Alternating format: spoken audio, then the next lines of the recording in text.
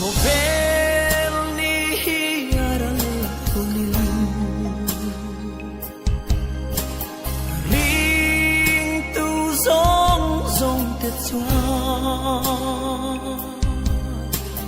tlan tu mel kan muanga o avalim om done tlan sa ti ta nan salin na ro pui chan dam fa te sa len na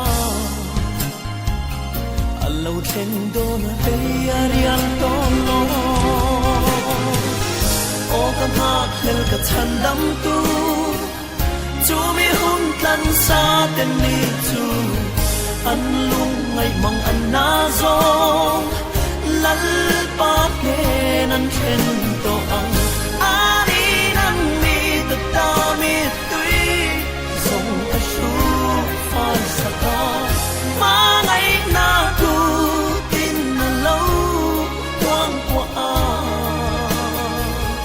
ani lan tan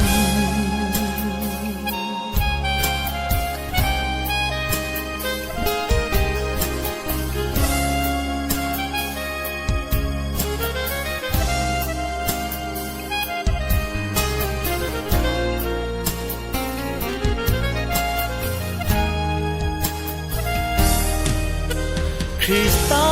fel narin chantu tele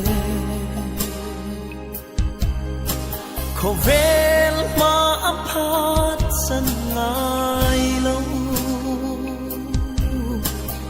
rin om ta ka cross buana ama en tu an ngi ngai lo ve ring tu zong te lo min sai ro u thok rim tu te be dong lo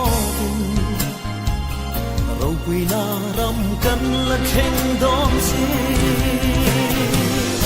o ka ma hel ka chan dam tu chu mi hun kan sa te ni chu an lung ngai mang an na zo lal pa ke nam khen to ang